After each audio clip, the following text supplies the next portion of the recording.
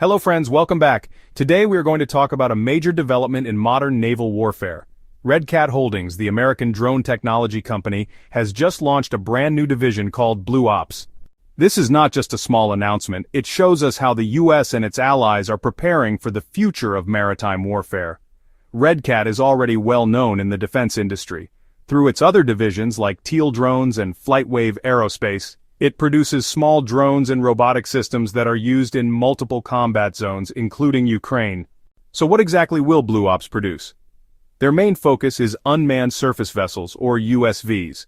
These are modular, high-speed boats that don't need a crew on board. Instead, they can be remotely operated or even work autonomously. In simple terms, these robotic boats are like Swiss Army knives, small, versatile platforms designed to support naval fleets in different types of missions. Leadership is crucial in any new defense project. Blue Ops is headed by Barry Hinckley, a third-generation maritime entrepreneur. He has worked as a merchant mariner, a tech executive, and even once ran for the U.S. Senate. Together, they bring decades of maritime and industrial expertise, which will help turn this ambitious vision into a reality.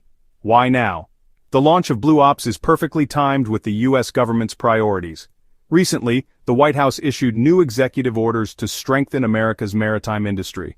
At the same time, the U.S. Navy's navigation plan has emphasized scaling up autonomous and unmanned systems by the year 2027.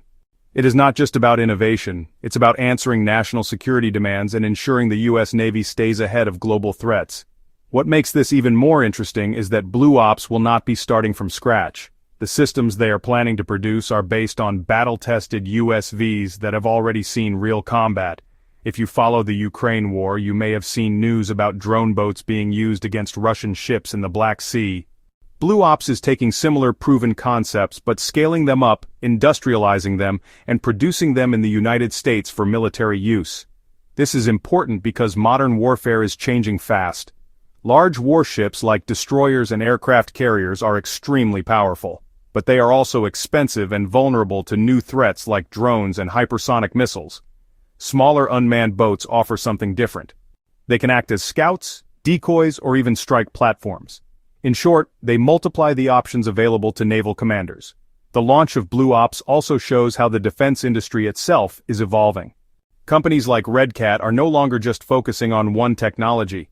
Instead, they are moving toward multi-domain integration, covering air, land, and sea together.